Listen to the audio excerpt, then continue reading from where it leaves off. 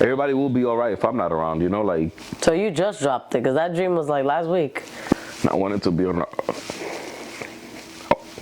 It's okay, this is transparency. You know? Yo no me soporto. Hello, husband. What's up? You tell me. You know, cooling. Cooling? Yeah, you know. You don't look like you're cooling. I know. I'm saying that I'm cooling, but I'm really boiling, you know. Anyway, hi guys. Welcome to Keeping It Hot. Been a minute again.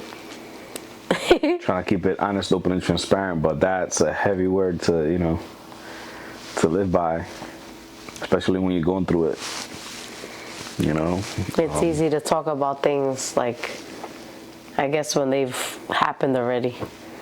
Yeah, it's easier to catch somebody, give a testimony after a storm passes when everything's cool, than catch somebody during the storm, moving around, trying to stay alive, you know, and asking them what's going on. They're gonna just, you know, it's not the best time to catch somebody when they're going through it. But hey, we gotta be transparent with whatever process we're going through. So I'm gonna try to be a little vocal about what I'm going through. And, you know, whatever. It seems as if I'm always going through something, but it is what it is. We all are. You know, last time we said that we were going to speak about unhealthy coping mechanisms and stuff like that. Yes. You know, and have you had any unhealthy coping mechanisms? Yeah, like I feel like an unhealthy coping mechanism is suppression. Suppressing things. That's how I dealt with my childhood. Like anger or frustration? Or? It started with suppressing things. Like, I would suppress it so much that it would, like, literally be gone from my memory. Or if it's in there somewhere, I don't know where it is. And I've read that that's kind of common for kids to do. Like, it would literally, like, you don't have any memory of anything. And the bad thing is that, like, you don't remember the good or the bad. It's just literally, like, you suppress that whole... like those whole, like, I don't know, like that block of time that you were going through something, like you just suppress it. And then that's going to come out somehow, right? Because you might be suppressing it and out of mind, out of sight, but not really, you know what I mean? Because it's going to come out somehow through anger, through, I don't know, sadness, through, I don't know, there's so many different things that it could come out through, so. It's crazy. The saying, the grass is always greener on the other side, because sometimes I wish that I had that suppression to just kind of like put it in the burner and just leave it there, you know, just put it in a cabinet and just close it and never open it again, you know. That's dangerous though. It's dangerous, but my personality is like I do good with anger. Like I manage it well. I feel like I do. The bad thing is that I take it out on myself. You know, because you know you may suppress it and just keep it in the, you know, and condido, just hidden and stuff like that. But you don't really know where your anger or the frustration is coming from. You know, so it's not like you could pinpoint it.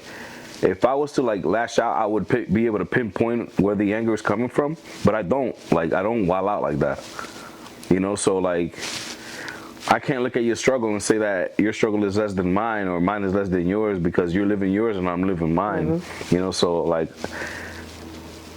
I do wish that like, I can forget about the things that I go through that make me angry or that put me in my bag or get me to the point where I just break.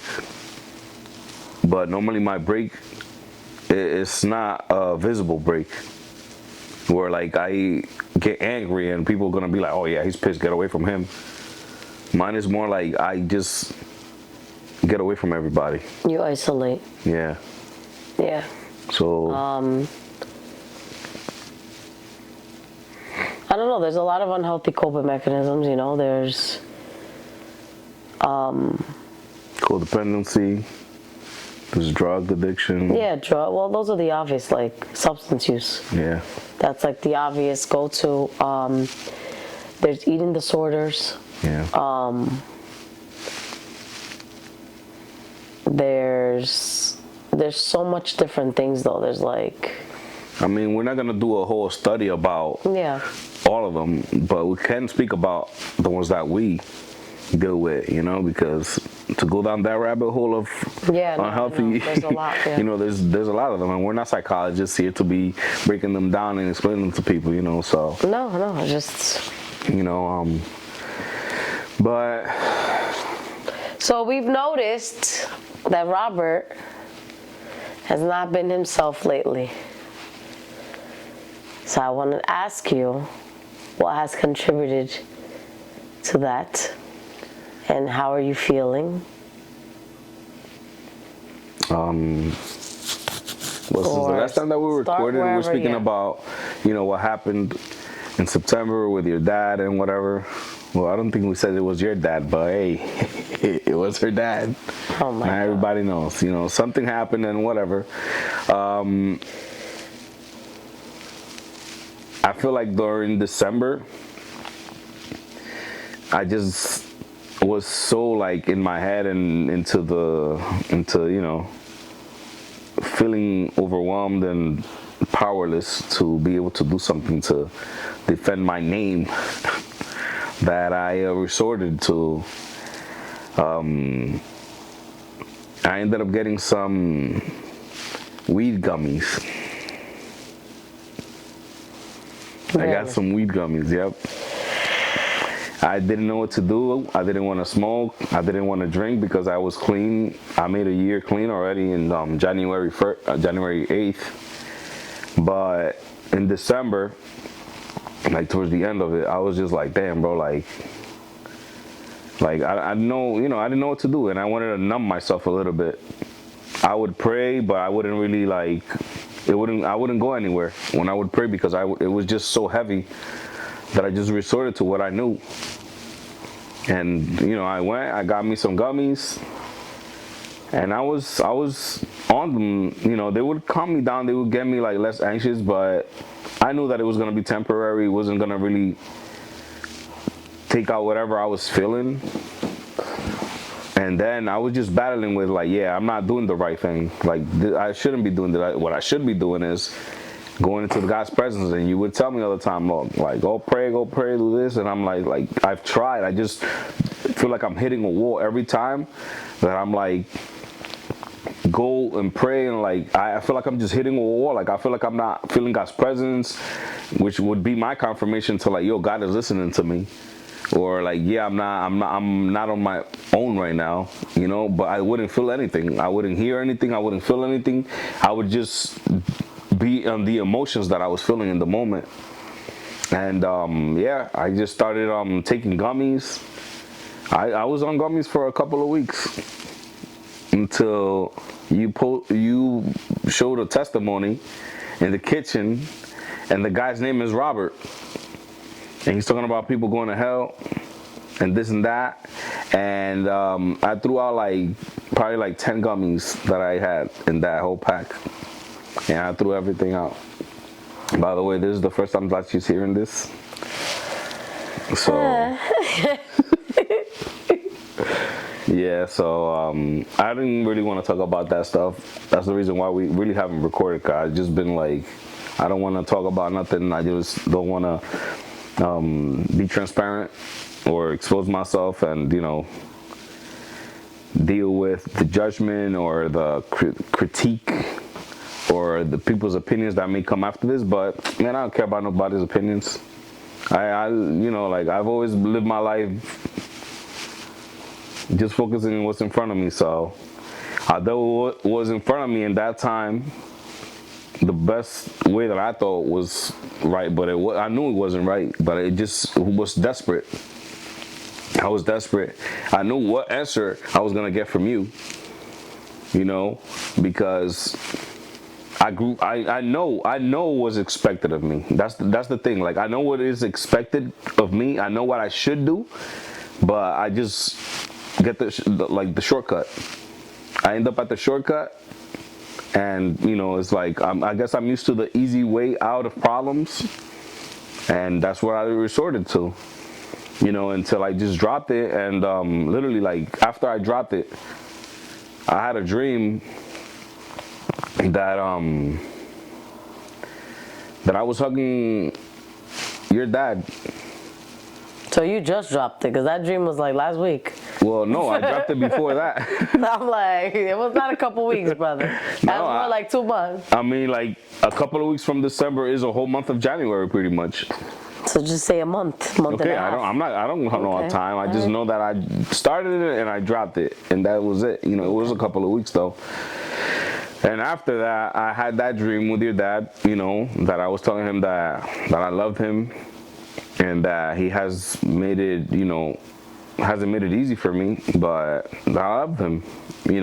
And he just looked at me like he couldn't believe what I was saying, but and then I just woke up.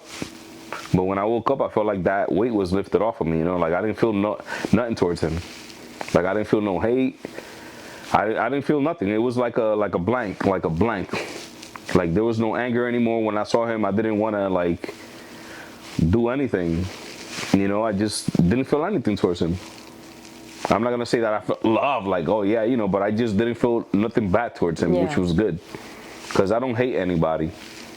And after that happened, well, this whole time I've been feeling like a spirit of depression coming over me since that whole time, since I started, maybe before I started that. And I feel like it's gotten heavier in the past 2 weeks. So. Do you feel like, because I've known him since 2009, and I've known him to have months where he goes where he starts feeling like depressed. So do you feel like it's something that has never left you, or that like you close a door and then you open up a door and it comes back in? Or is it something that you've always kind of had since you were younger that you feel like has never left? Like it's something like bigger than you have been able to kind of like get rid of or something? Well, like I feel like I've always struggled with depression. I've just never been suicidal.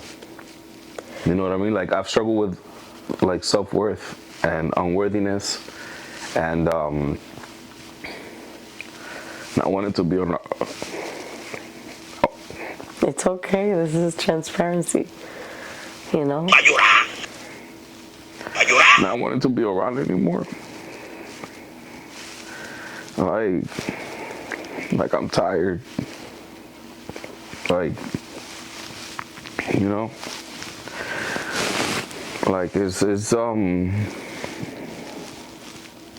like you're tired, not physically, but of your brain, like mentally tired. Yeah. I'm tired of myself. I'm tired of like repeating cycles. I'm tired of just not being able to stay focused for a long time. Like I don't compare myself to anybody. I just fight myself, because that within that's the hardest battle I've had to fight. I've never felt like I had to compete with anybody, because I don't compete with anybody. I just am who I am. The good, the bad, I just take it, like whatever, but like when it comes to like soportándome yo mismo, I can't. Yo no me soporto. You feel me? Like I feel like I don't love myself. I don't even know how to do it. That depression makes me just not want to be around anybody. I don't want to be around, like, I love my kids and everything. I love you. I love my family, but like sometimes in my mind, I convince myself that like everybody will be all right if I'm not around. You like feel the like kids. That's you, or that's the enemy? I feel like me, because like I don't think that's you. It could be the enemy. It can be the enemy, but I've always thought like this. And you were raised in a family that knew the truth. Yeah, but so no one wouldn't be surprised that it's been the enemy creating those thought patterns in you forever. The thing that makes me think that it might not be the enemy, it may be the enemy. Of course it's the enemy, you know, like in a way, but then in another way, I don't feel like it's the enemy because I'm not suicidal. So it's not like I want to kill myself. It's more like, yo, God, please take me out of here. Like, God, I'm just literally asking God, like, save my soul, but just take me out of this. Like, I don't want to do this anymore. Like, I don't want to go to hell, but I don't want to be here anymore. Like, I'm tired, bro. Like, you know, I love my kids. I love being around them. I see them and I admire them. I wish I had the innocence that they had. I wish that I could enjoy life the way that they enjoying it.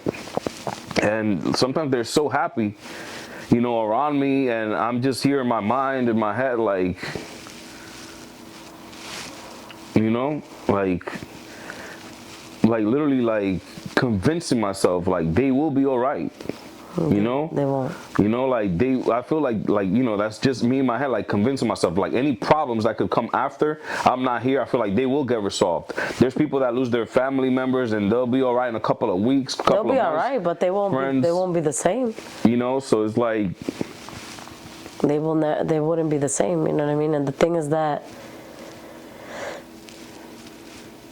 there's a purpose why God brought you here. You know what I mean? So it's like,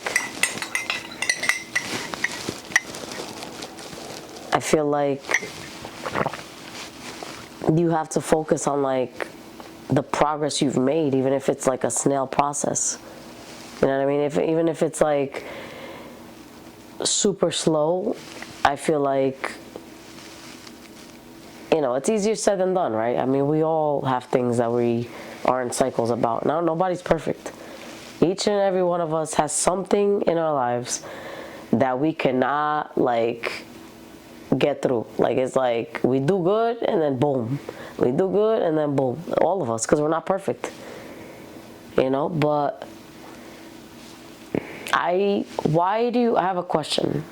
Why do you feel like when you pray, you have to feel God's presence or hear Him to know that He's with you?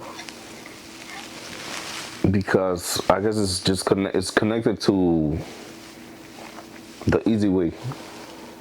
I feel like that's connected to the instant gratification that I've always looked for, you know, in life. Like before, it's like, you know, like, oh yeah, you know, let's wait for the weekend to have a good time. You know, like I've always found something to do to bring instant gratification to me.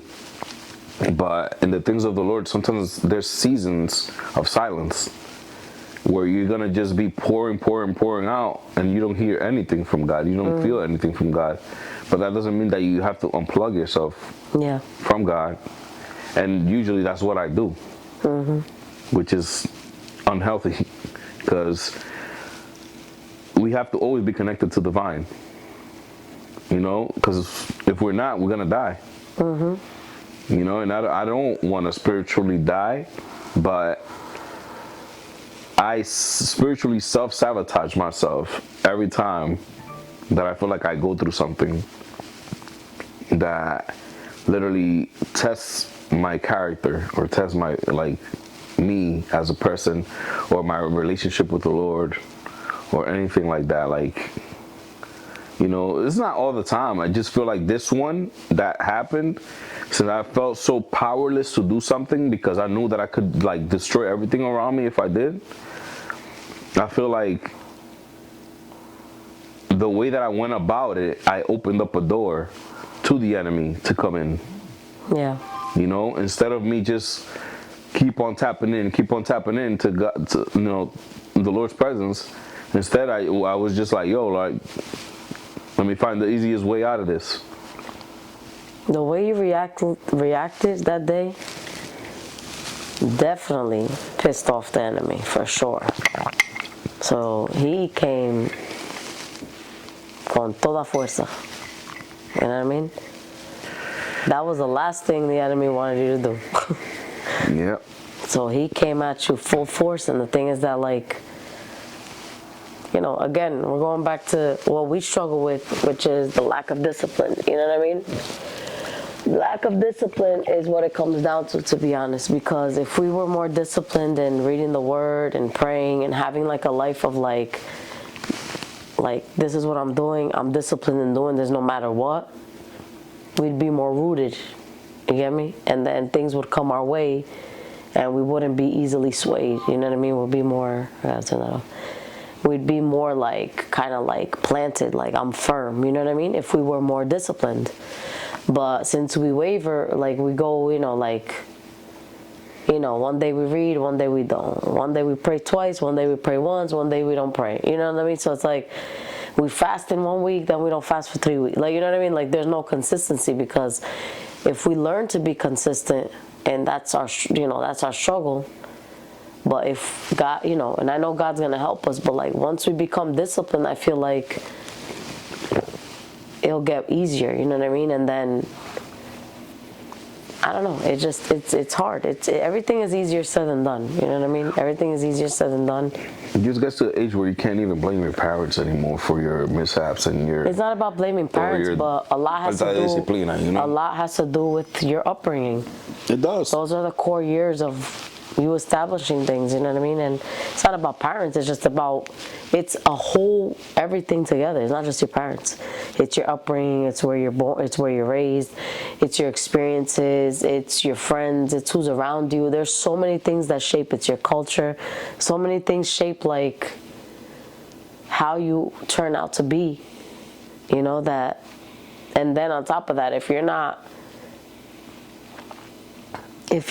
living a godly life that whole time, all those years that you're accumulating more stuff on you. You know what I mean? It's like bad habits on top of bad habits. It's like, now how the heck are we going to break out of this stuff? You know what I mean? Like we've been like this for 30 years,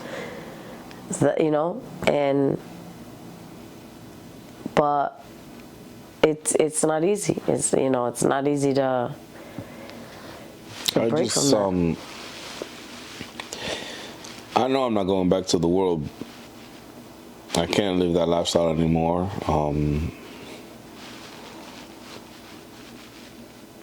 But like I told God, like,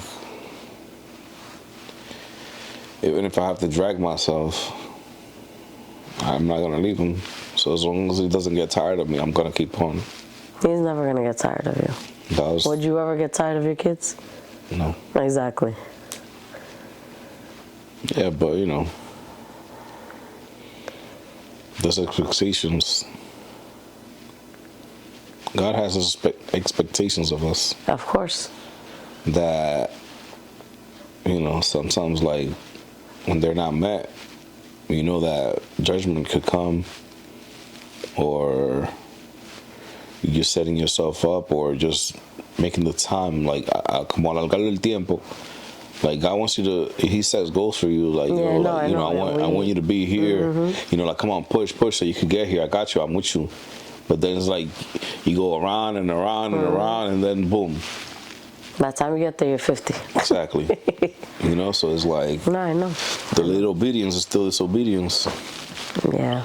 So it's like I got that in my mind. It's like it's a lot. Like it's not just what happened in September. There's a lot of stuff that, like, that get piled up.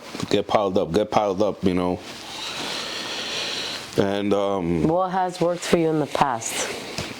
Drugs. Anything healthy that has worked in the past? Riding, getting away, camping.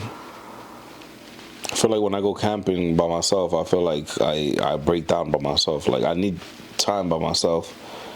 Also, like with God, like time away by myself, but with God. Like it's cold out. What about the attic? The attic, I could do the attic.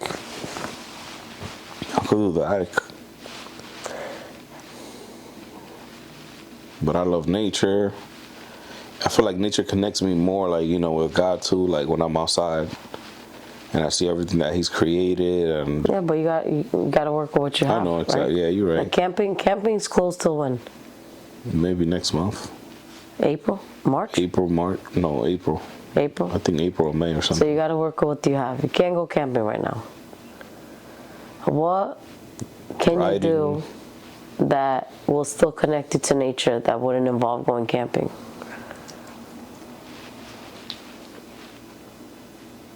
I don't know. I mean, it's cold, but you could be crazy, take a blanket and go lay on the park. I mean, the heck? Chill with the homeless people. I mean, you know, like, And it's not 7 degrees outside anymore. yeah, it's 40. But I know that my Redeemer lives and he's gonna pick me up. I just have to seek him. I just have to seek him. Even if he doesn't say or I feel nothing, like, we don't seek his presence so we could feel something. We need him. He doesn't need us. So I gotta do something. You gotta do something different. Yes. So that's my challenge for you. Do something different that you've never done before. That's what worked for me. That is what always works for me. When I was going through it with you, I was depressed. And another unhealthy coping mechanism is eating sweets at 11 o'clock at night and getting fat when you're depressed. That was one of mine. And the same way, I would pray, like I would seek God. Yo, it was the worst time of my life, and it was the time that I did not hear God at all. No prophets, no with me, reading nothing I would do. It was like a desert silent, bro. Like literally silence for years. I feel like it was like for years, literally, until 2021.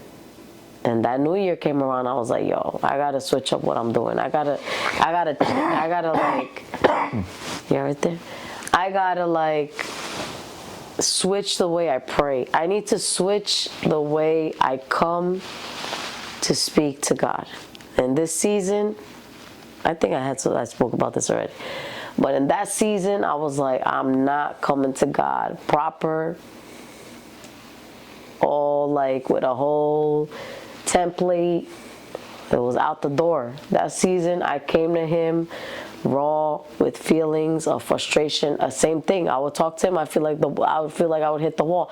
I never thought that he wasn't with me. I knew he was with me, but I needed something. Like I was like, yo, I need something from you. Like, like give me something. Like I need a breakthrough. Like nothing. He was waiting on me to do something different. When I did something different, that's when things started shifting. So sometimes he's teaching us lessons. You know what I mean? He's teaching us lessons and he's building something in us that if he was always to go like this, okay, so what is that gonna do? Yeah. You know what I mean? The day that he doesn't, we're gonna fall back again. Like, so he's building in us certain things. You know what I mean? Like, but again, we do have to put in effort, you know? Yeah. We gotta put in our own effort. Because of the way you are, me as your wife, I don't know how to encourage you. I don't. At all.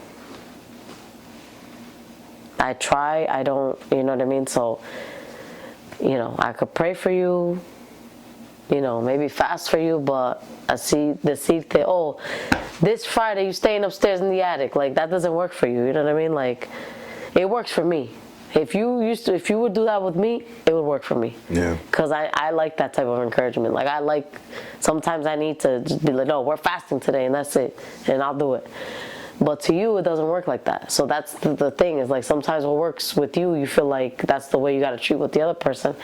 And that's not how that person receives that. You know what I mean? Like, so, you know, is there anything I can do to help you? Just keep praying for me. So I can receive, you know, revelation or something. It has to come from within me. That's, you know, you could take the horse to the water, but you can't make him drink it. So it's like, yeah, like, what if I do pray and I'm just there like, it looks like I'm praying, but I'm not really doing anything. So just pray for God to put that in me. Because when he does it, that's usually what works for me. When he, like, cuando él me insta to do something. He talks to me. The Holy Spirit speaks to me. It's just that, like, I feel like I'm drowning in a cup of water. Because there's nothing too big for him. And I know he could take me out of it. But I need for him to give me a little spark. And if he doesn't, then I know he's not going to let me die. I trust him. And he's not going to let me die. What if he's waiting for you to do something different? To give you a little spark. And he'll put it in my heart. He'll just make me feel that thing inside like he has done it in the past. And then that's when that originality that he put in me comes out. But I trust him. That no me va a dejar, tú sabes, seco. This is all for a purpose. Everything that I've gone through in my life is always for a purpose. Yep. So I just gotta trust him, and I appreciate you always trying to motivate me. Always being what God created you to be. You're perfect for me. Even though it may seem like I don't listen sometimes, I do listen. It's just that I take my time doing things because I don't like to waste my time. I don't like to waste my time doing things. I like to be 100% when I do something. If not, I don't like to waste my time. Yeah, I'm completely different than you. That's why sometimes it's hard for me. Because like me, it's hard for me to get to 100%. So I have to kind of like get there, Yeah. But, we just got to keep on trusting the Lord. And who knows? I got a couple of friends that have hit me up with the same problem that I'm going through right now. So maybe I'm going through this for a reason. Yeah. And I wanted to look something maybe up. when God takes me out, I'll probably pull them out too. But... Yep. What were you going to say? I was going to search something. What? Oh. So it's not, and on a positive note. Did we talk about healthy coping mechanisms last time? No. So some of the healthy ones we've already discussed. Prayer, journaling, writing, nature, exercising,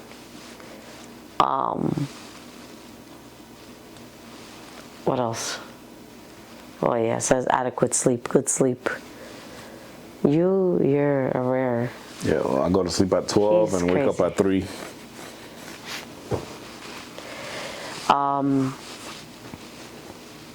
Seeking help professionally or with friends. Those are some of like the positive things. But yeah, sometimes we gotta like think about what's practical. You know what I mean? Like what can we do? Like practically. Like, you know what I mean? Like what steps am I gonna take to get there? Like... Yeah. Especially we're not single, you know what I mean? Not to say single people don't have a lot on their plate. I'm sure they do, but when you're married and with children, it's a lot, Like you get so caught up in like the daily routine of working, this and that. By the time you could catch your breath, you're tired and you go to sleep. So it's like you really have to be intentional about creating practical steps. Like, okay, they're sleeping. I'm gonna take even if it's 5 minutes to read 2 verses in the Bible, like something, start somewhere, you know what I mean? That's the whole thing that I feel like, to be honest, God is trying to use us to like help people and like start where you're at and like work with what you have, basically. Yeah, well. If your capacity is limited, work with that. If like it's easy for you to sing a song, sing a song. If it's easy for you to like, don't be so technical. Yeah, like just use like whatever comes more naturally to you in that season, do it. You know what I mean? Don't be thinking so legalistic. Yeah, don't be thinking like, oh, it's gotta be like this, gotta be like that. I can't do this, can't do that. Like, there's seasons for everything. You know what I mean? There's gonna be a season like. There's some nights that I read the Word that I'm just like, it's really a chore for me. Like, I'll be honest, it's a chore for me. I don't have the desire. I love to see people how they're like, oh my God, I love to read the word and this and that. Like, I love seeing that, and I know I'm gonna be like that one day. But right now, right now, sometimes, like, there's times that I read and I'm like, oh snap, this is interesting, like, you know. And then and I see God working in me, like, slowly. Like, before I would read, and because of my memory issue, I couldn't remember not even the title of what I read. Like, and I would read slowly. I would try reading out loud, reading it, nothing. It would be like, nothing. Now, I actually remember what I'm reading. So I see the progress, right? But what? Like, it takes effort, right? So every night that I'm just like, ugh, you know, and I'm sorry, Lord, because there's nothing like the Word of God, and it's the best thing ever. But you have to also be real with yourself. There's gonna be seasons that you're not feeling it, and you're just gonna have to read. It's not gonna come out of you to do it. If you're waiting on yourself to wake up one day and be like, oh my God, I want to read and fast for 16 days, and it's not gonna come out of you. It's not. Sometimes some of us need to force ourselves, like, for real. And I used to be the type that I'd want to open up the Bible and just, I want to read this whole thing. For what? Like, what'd you get out of it? So focus on reading 2 verses. Like, that's it. Yeah. You know, so those are practical steps, you know, and then I feel like those thoughts, I don't know if you bring them or hold them captive, you know what I mean? Because I feel like a lot of those thoughts are demonic. It might be all you know because the enemy has tried to get you since you were young. So it might be all you know. Because he's tried with you since you could remember. So I'm sure that those thoughts that you have, even if they're not suicidal, depression, not everybody that has depression goes, and I feel like depression is demonic. Some might think it's a mental illness, but I really feel like it's demonic. You know, and those strongholds, those are some of it might have been some of the things that you saw within yourself, but it got backed up by the enemy. The enemy's the one that kind of blasts it up and makes it such a big deal. Like, oh, you see you didn't do this, or you see you didn't do that. He's an accuser. The enemy's always going to accuse you. So you internally might say, oh, okay, I'm battling this and that, or I'm not doing what I should be doing. But then the enemy comes and starts accusing you and starts making it worse and adding on. That weight, you know, like, that weight is not for you to carry. The enemy wants you to carry that weight. You know what I mean? Yeah. So, you know, it's. I'm gonna start doing my step work. I know that's gonna prepare me and give me some tools that I may need when those things come, you know, because CR has helped me, you know, a lot. It's held me accountable, and it's also given me tools to deal with, you know, with addiction and stuff like that. You know, so whenever I start the step work, I'm sure that I will be equipped with some tools to be able to handle the pressure that comes with these emotions that trigger me to seek an easy, you know, an easy way out, because, you know, everything passes. Everything passes, so it's like it's temporary. Sometimes we focus too much on what's in front of us, and we lose sight of the bigger picture. Exactly. Yeah. So I'm gonna start my step work, and, you know, not hopefully, I know it will. It's gonna be good. So yeah, it's been nice. You want to say something? Matthew 11:28 through 30. Come to me, all you who are labor and are heavy laden, and I will give you rest. Take my yoke upon you and learn from me, for I am gentle and lowly in heart, and you will find rest for your souls. For my yoke is easy and my burden is light. That's It's a good way to finish. Thank you for watching, guys. Like and subscribe, and Share. yeah. And we'll be back hopefully sooner than later. Yeah, hopefully. God bless Just, you guys. bear with us. This is new to us, and speaking to a camera is not something that we're used to. So, Yeah. thank you for support, and we'll see you guys next time. You heard? Bye.